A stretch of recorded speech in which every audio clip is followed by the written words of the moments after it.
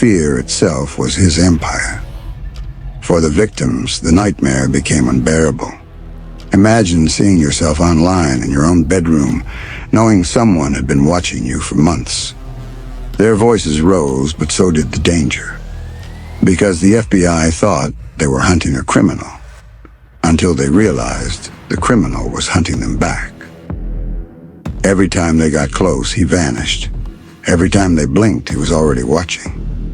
And when the FBI finally cornered him, he held a single button in his hand, a button that could expose the entire world.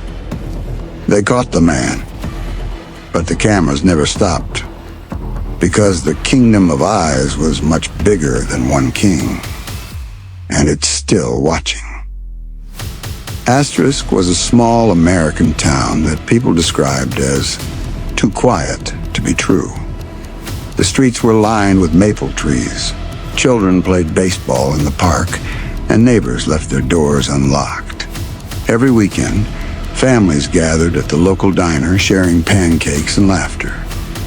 To an outsider, this town could have been the picture on a postcard: clean streets, happy faces, and nothing but calm.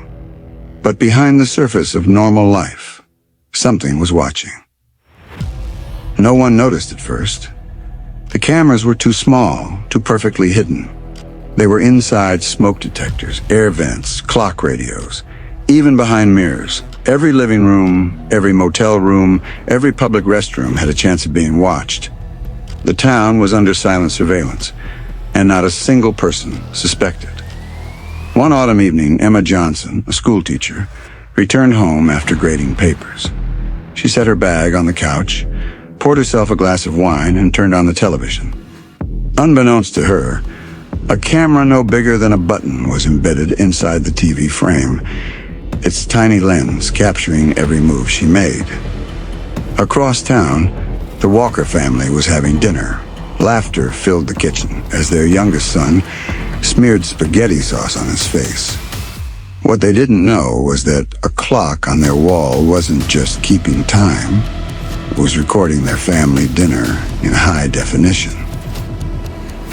All this footage was traveling silently across Wi-Fi networks, bouncing through hidden servers, finally landing in a place none of them could imagine, a dark corner of the internet where thousands of strangers watched their lives unfold in real time. The people in the town felt safe, but their privacy was being stolen piece by piece. And then came the first clue. In a dusty thrift shop near the highway, 17-year-old Lucas Carter picked up an old digital alarm clock. It was cheap, scratched, and nothing special. He thought it would look cool in his bedroom. That night, while cleaning it, Lucas noticed a faint glimmer behind the glass. He pressed on the plastic and discovered a tiny camera lens staring back at him. His heart raced. At first, he thought it was a prank, maybe part of the design. But curiosity turned into fear when he plugged the clock into his computer and found hidden video files. Hundreds of them. Footage of bedrooms, bathrooms, and hotel rooms. People sleeping, showering, changing clothes. Lucas didn't sleep that night. He stared at the videos, realizing these weren't actors, these were real people, real families, people who had no idea they were being watched. The perfect town was no longer perfect. Something dark was hiding behind its peaceful smile, and the cameras were still rolling. Lucas Carter couldn't stop staring at the tiny black lens inside the old clock. The more he thought about it, the more his skin crawled. Somebody had planted this, not just in his hands, but in dozens of homes, motels, and apartments. At first, he tried to convince himself that maybe it was just a security gadget. Maybe a homeowner had used it to monitor babysitters or watch their pets.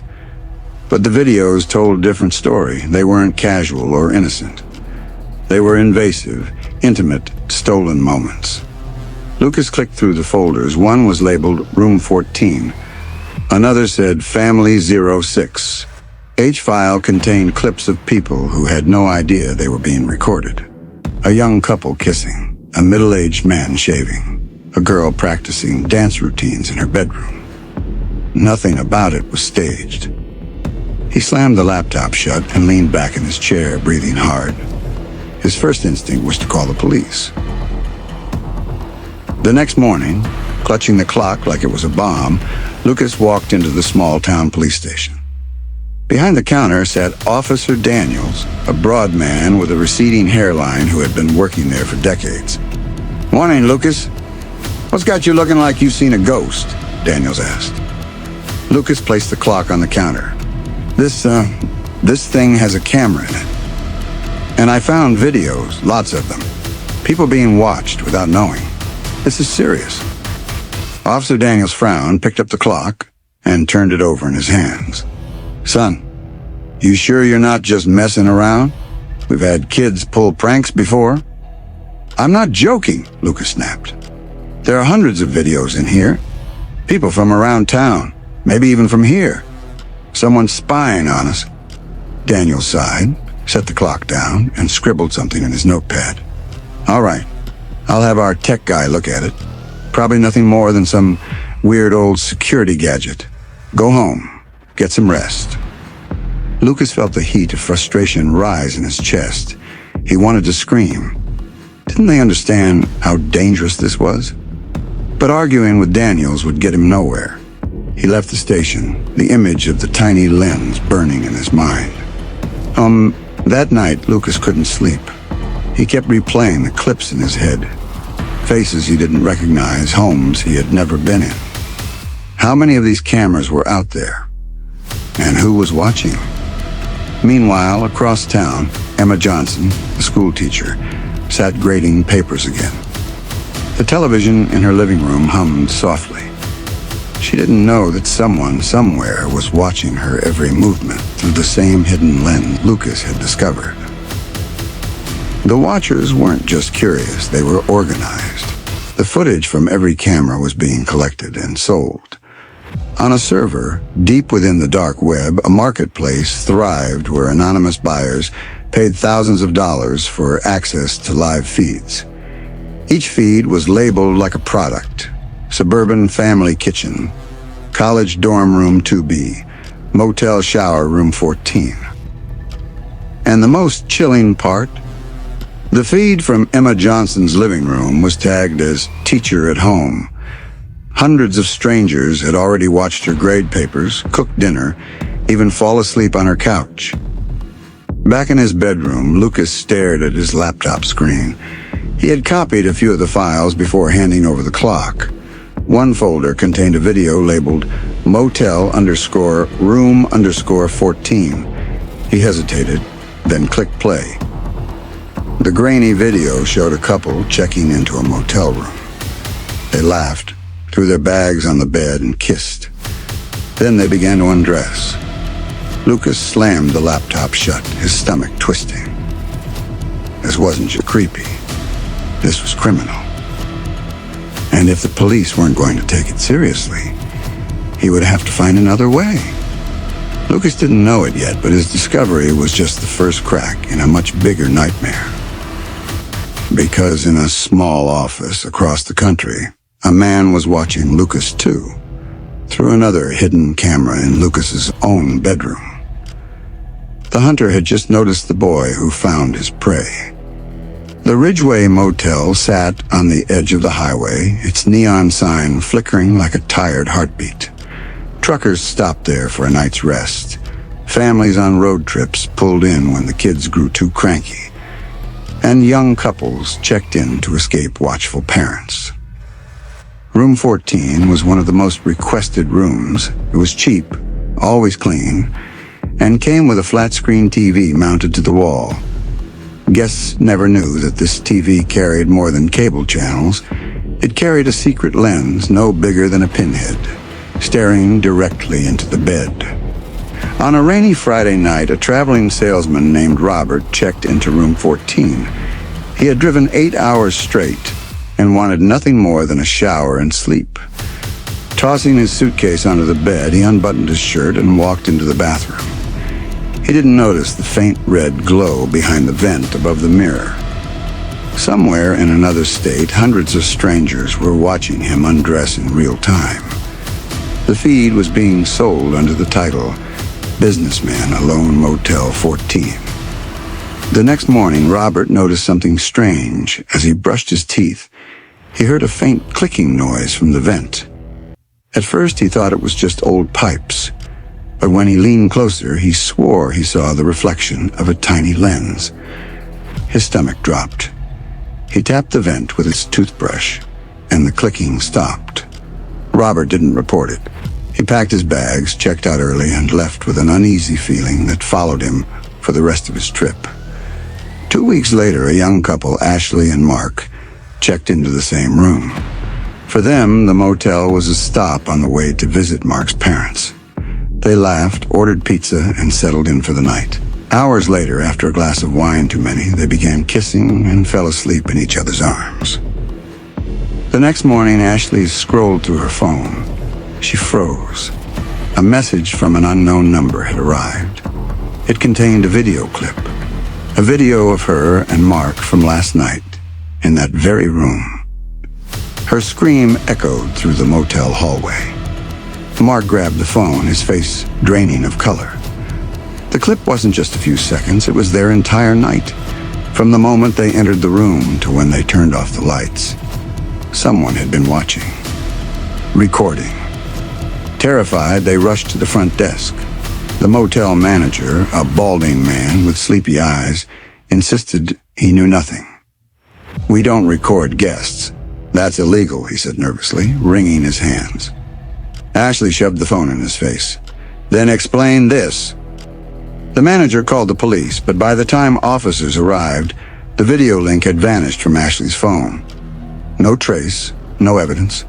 Just a motel room that now felt like a trap. Word spread quickly. Locals began whispering about the Ridgeway Motel being haunted with cameras. Some said a hacker had tapped into the Wi-Fi. Others claimed the motel itself was part of a bigger scheme. But what nobody knew was that the Ridgeway Motel was only one piece of a nationwide puzzle. In a hidden warehouse hundreds of miles away, walls of monitors displayed live feeds from dozens of motels, apartments, and homes across America. On one screen, F. Johnson was grading papers. On another, Lucas Carter was pacing in his bedroom. And in the center screen, Ashley and Mark's night in room 14 played on loop. The man behind the monitors leaned back in his chair, sipping black coffee. He smirked. Another successful capture, another product to sell. And in bold letters on his dark web page, he listed a new category for paying subscribers. 2,000 miles away from the quiet town, inside a federal building in Washington, D.C., a team of cybercrime specialists worked the graveyard shift. The cybercrime division of the FBI was used to chasing ghosts, hackers, scammers, and faceless predators who hid behind encrypted walls. That night, Special Agent Rebecca Hall sat hunched over her monitor, eyes burning from hours of scanning. She specialized in dark web marketplaces, the kind of sites that sold everything from stolen credit cards to illegal drugs. But what she stumbled upon at 2:17 a.m. froze her in place. It was a live streaming site. Unlike the usual adult content platforms, this one felt wrong. Its interface was bare, designed only for those who already knew where to look. Each thumbnail displayed a still frame. Teacher at home, 243 viewers. Motel room 14. Ridgeway, 512 viewers. Family kitchen. Suburban, 189 viewers. College dorm 2. B, 367 viewers. Rebecca clicked one at random. The screen opened to a shaky feed of a young woman cooking dinner in her kitchen. The camera angle was high, as if from inside a smoke detector. The woman had no idea she was being watched. Rebecca's stomach tightened. This wasn't staged. This was real. She leaned back in her chair and called over her partner, Agent Miguel Torres. "You need to see this." Torres squinted at the monitor. His jaw dropped. "Jesus Christ. These aren't webcams. These are hidden cameras. Within minutes, the office lit up with activity. Analysts gathered around as Rebecca navigated the site. The deeper they dug, the clearer it became. This wasn't just one hacker streaming a few feeds. This was an empire. Hundreds of cameras across the country. Bedrooms, bathrooms, motel rooms, classrooms. And people were paying for access. Subscription tiers flashed on the screen. $50/month basic access, 20 random live feeds. $150/month premium access, 100 plus feeds, recorded archives. $500/month VIP. Choose your location, request private streams. It wasn't voyeurism anymore. It was organized crime. Torres clenched his fists. We need to shut this down now. But Rebecca shook her head. If we pull the plug too early, we lose whoever's behind it. We need to trace the source. The site wasn't easy to crack. It bounced through layers of encrypted servers across multiple countries. Russia, Singapore, Germany. Each trace ended in a dead end. Whoever ran this knew how to stay hidden. But there was one clue. In a chat room hidden within the site, subscribers bragged about their favorite feeds. One username kept appearing, Spectre01. He wasn't just a subscriber, he was the administrator. He dropped cryptic messages like, "New Ridgeway collection uploaded. Room 14 never disappoints." Rebecca copied the messages, her pulse racing. Spectre01 was taunting them. Meanwhile, in the small town where it all began, Lucas Carter sat at his computer, scrolling through conspiracy forums. He wanted answers, and that's when he stumbled on a post, a screenshot, of the same dark website Rebecca was watching in D.C. His blood turned cold. There it was, his own bedroom feed labeled Teens Room Carter. He stared at his screen, paralyzed. Not only had he found the hidden camera, but someone had already found him. Somewhere behind countless layers of anonymity, Spectre01 was watching Lucas react in real time, and he was smiling. In a warehouse on the outskirts of Chicago, the hum of servers filled the air like a swarm of mechanical bees. Rows of black towers blinked with tiny lights, each one storing stolen lives. At the center of the room sat a man who called himself Spectre01. His real name was Richard Hale, though almost no one alive still remembered him by that.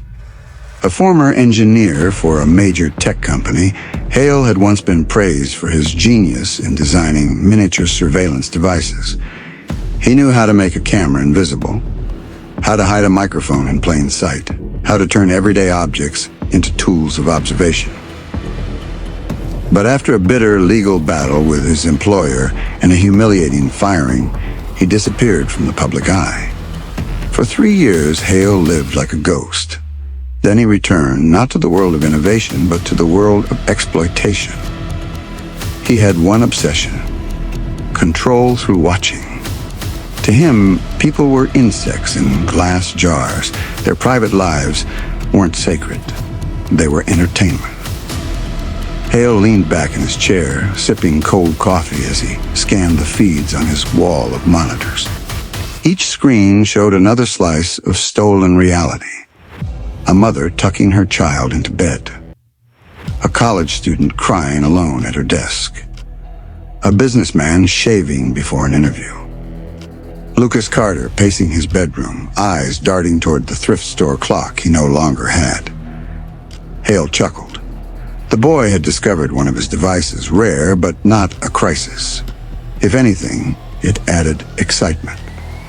Hale had already shifted strategies, ensuring the feeds from Lucas's house kept running through another hidden lens planted in his desk lamp. To his thousands of paying subscribers, Hale was a god. They didn't know his name, only his username. He provided what they craved, the thrill of the forbidden. But for Hale, the money was secondary. The real reward was power. He wasn't just watching them. He was reminding the world that nothing was truly private. On the FBI's end, Rebecca Hall was piecing together his digital shadow. Every transaction left a faint fingerprint. Cryptocurrency wallets, timestamps, fragments of code. Spectre 01 was careful, but not perfect. She pinned photos and notes on a corkboard in her office. Engineer, surveillance background, Midwest region. Each clue narrowed the profile. She didn't have a face yet, but she could feel him, like a hunter sensing the presence of prey. Meanwhile, Hale escalated his operation. He began recruiting others, technicians who planted devices, motel owners who accepted bribes, even janitors who installed cameras in office buildings. His network stretched across multiple states. One night on his dark web forum, Hale wrote, "Privacy is an illusion. The sooner they accept it, the better. We are the future of reality TV." His followers cheered him on. Some called him a prophet, others simply paid their fees and consumed the stolen lives like junk food. But Hale underestimated two things. Lucas Carter, the teenager who refused to stay silent. The FBI, which was closing in faster than he realized. Because as Hale watched the world was starting to watch him back. For weeks, the town buzzed with rumors. Whispers about cameras hidden in motels, in homes, even in classrooms. At first, people dismissed them as conspiracy theories. But then the victims began to speak. Emma Johnson, the schoolteacher, was the first to notice something wrong. Her colleague handed her a printed screenshot from an online forum. It was a still image of Emma herself sitting on her couch at home, grading papers. The caption read, "Teacher relaxing, live feed." Emma's knees buckled. She had lived alone for years, carefully protecting her private world. The thought that strangers had been watching her in her most vulnerable moments shattered her sense of safety. She stopped sleeping in her own home, moving temporarily into her sister's house. But even there, she felt eyes on her. Then came Ashley and Mark, the couple from Ridgeway Motel. Their stories spread through local news after Ashley bravely agreed to an interview. She described the horror of waking up to a video of herself and her boyfriend in bed, sent from an unknown number. Her voice trembled on live television. It's not just about being recorded. It's about losing trust in the walls around you. Every vent, every light bulb, every clock. I can't look at them the same anymore. Their interview went viral, sparking outrage. Calls flooded the police department, with residents demanding answers. Families tore apart their homes, unscrewing smoke detectors, smashing alarm clocks, and taping over laptop cameras. Parents were terrified for their children. One mother discovered a tiny lens hidden inside her daughter's teddy bear, purchased from a yard sale months earlier. The bear had sat on the nightstand, facing the bed the entire time. The girl was only 9 years old. The community gathered in the town hall, the air thick with anger and fear. Victims took turns at the microphone, sharing their experiences. Some broke down in tears, others shouted in rage. "This isn't just a crime against privacy," one man said. "This is a crime against humanity. We are being stripped bare for entertainment." The FBI's Rebecca Hall sat quietly at the back, listening. For her, the victims' voices weren't just stories, they were fuel. Every tear, every broken voice hardened her resolve to hunt Spectre 01 down. But the mastermind thrived on the chaos. In one of his private forums, Hale posted clips of the town hall meeting with a chilling caption. "Look how scared they are. Fear is the purest proof of control." For the victims, the world felt unsafe. For Hale, the fear meant victory. But fear also had another side. It made people fight back. And Lucas Carter, the boy who had discovered the first clock, was about to become the loudest voice of all. Lucas Carter sat in his room, staring at the glow of his laptop. His face was pale, his hands restless. The image of his own bedroom feed broadcast live on the dark web played again and again in his mind. He couldn't stay silent anymore. The police had brushed him off once, but with the proof he now had, he decided to go higher. Lucas drafted an anonymous email to the FBI tip line. He attached the copied files, screenshots from the hidden clock, and even a screen recording of the dark website. He hit send with trembling fingers. For a moment he felt powerless. Then his phone buzzed. An unknown number. Unknown. Brave move, Lucas, but remember, I'm watching you too. His heart skipped. He looked around his room, every corner suddenly suspicious. The desk lamp, the vent, even the framed poster on his wall. Any of them could be hiding a lens. Across the country, Agent Rebecca Hall received Lucas's email. She skimmed through the attachments, her eyes widening. This wasn't the rambling of a conspiracy theorist. The files matched the feeds she and Torres had been tracking for weeks. "Torres," she said, rushing into his office. "We got a source, a teenager. He's sitting right in the middle of this thing." The FBI moved fast. A secure team was dispatched to Lucas's town. They approached him cautiously, verifying that he was safe before asking questions. In the conference room of the local sheriff's office, Rebecca met Lucas for the first time. He looked nervous but determined. "I tried telling the police before," he said. "Nobody believed me." "Well, we believe you now," Rebecca replied firmly. "And we're going to stop him. But we need your help." Lucas nodded. "I just want this nightmare to end." The FBI began combing through the town. They inspected motels, thrift shops, even homes. Every suspicious device they found was cataloged. Some were cleverly disguised pens, chargers, fire alarms. Others were disturbingly obvious once you knew what to look for. But Hale, watching from his warehouse, knew the hunt was on. He had eyes everywhere. As agents pulled hidden cameras from motel rooms, he typed into his private forum, "The game has started. Let's see how far they get before I pull the rug." Rebecca's team tried to trace the dark web servers again. Each attempt met with dead ends, rerouted IP addresses, false trails, servers bouncing across continents. Hale's technical genius was buying him time. But not forever. The FBI cyber team managed to capture fragments of data leading back to the Midwest. Not exact, but enough to narrow the hunt. "Chicago," Torres muttered, pointing at the map. "That's where he's hiding." Meanwhile, Lucas grew bolder. He began posting anonymously on forums, warning others about hidden cameras, urging people to check their homes. His posts spread fast, reaching victims across the country. Some ignored him, others thanked him. A few even shared their own discoveries. For the first time, Hale felt pressure. His empire wasn't collapsing yet, but cracks were forming. The watchers were becoming the watched. Still, he smirked at his screens.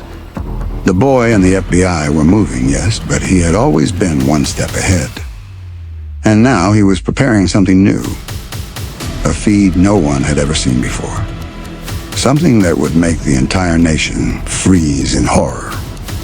The chase began with whispers on the wires. Rebecca Hall and her team at the FBI had managed to pin fragments of Spectre 01's traffic to servers scattered across Illinois. Each time they thought they had him cornered, the trail shifted, like a shadow slipping out of reach. It was a digital chess game, and Richard Hale played like a grandmaster. Oh, from his warehouse in Chicago, he watched the FBI's probes like an amused spectator. Each intrusion attempt lit up on his system as a glowing red marker. He tracked their IP addresses, smirking. "They're getting faster," he muttered, "but still too slow." To him, this was sport. To Rebecca, it was war. The FBI began raiding physical locations connected to the feeds. An abandoned office building in Indiana revealed walls lined with routers and antennas. storage unit in Milwaukee contained boxes of disguised cameras, smoke detectors, USB chargers, wall clocks, all prepped for distribution. Every raid gave them more evidence, but no mastermind. Hale was always gone before they arrived. Torres slammed his fists on the table during one debrief. He knows our moves before we make them. Rebecca leaned over the evidence board. That means someone's feeding him intel, or he's watching us directly. The thought chilled the entire room. Meanwhile, Lucas Carter was pulled deeper into the hunt. He had been moved into protective custody, but even there he felt unsafe. One night, while in a hotel under FBI watch, his phone buzzed again. Unknown. "How's the safe house, Lucas? Nice curtains." He froze. Hale knew where he was. Lucas showed Rebecca the message. Her jaw tightened. "He's inside our perimeter." The FBI swept the hotel room. Hidden in the smoke detector above the bed, they found another lens. Hale had been watching them inside federal protection. Rebecca realized the terrifying truth. Hale wasn't just a hacker. He had boots on the ground, a network of loyal operators who planted devices wherever he needed. This wasn't a one-man show. The cat-and-mouse game escalated. Hale began taunting the FBI publicly. On his dark web forum, he posted countdowns. Next drop in 72 hours. Special feed, watch the watchers. And then one night, the feed went live. Thousands of subscribers tuned in to watch, the FBI itself. A hidden camera inside the cybercrime unit's office streamed Rebecca and her team working at their desks. The agents scrambled to shut down the feed, horrified that their own sanctuary had been breached. Hale laughed in his warehouse, sipping coffee, surrounded by screens. "Checkmate," he whispered. But Rebecca wasn't finished. For every move Hale made, she made one of her own. Using the leaked FBI feed, her team planted false information, a digital trap designed to lure Hale into revealing his location. It was a dangerous gamble. If Hale realized he was being baited, he would vanish again, maybe forever. But if it worked, the chase would finally end. The town of Ridgeway began to heal, but scars remained. Hotels tore apart their rooms, ripping out every clock, every vent, every smoke detector. Families spent thousands replacing electronics. Shops in town saw a surge in sales of duct tape and camera covers. People learned to live with paranoia, taping over webcams, checking ceilings before they slept. Lucas Carter was hailed as a hero. Without his discovery, Hale might never have been caught. But Lucas no longer felt like a hero. He had seen too much, learned too much. Every creak of the house at night sent him into panic. He slept with the lights on. Emma Johnson, the teacher, moved away. "I need to start over where no one knows me," she said quietly in her last town meeting. Others followed. Ridgeway's perfect image was gone forever. Rebecca Hall filed her final report. Over 200 hidden devices were recovered, spanning 8 states. Hundreds of victims were identified. The feeds were shut down, the servers dismantled. On paper, the case was a victory. But late one night, Rebecca sat alone in her office reviewing seized files. Among the thousands of hours of recordings, she noticed something odd: folders labeled with dates long after Hale's arrest. Her pulse quickened. She opened one. A video flickered to life. It showed a hotel room, fresh footage. A couple entering, laughing, unaware of the lens watching them. Rebecca's blood ran cold. She checked the timestamp. Live feed 2 hours ago. Her phone buzzed. A text from an unknown number. "You caught the wrong king. Long live the kingdom." Rebecca stared at the screen, realization crashing over her. Hale had only been one piece of the machine. The network still lived. And somewhere out there, countless silent eyes were still watching. The end.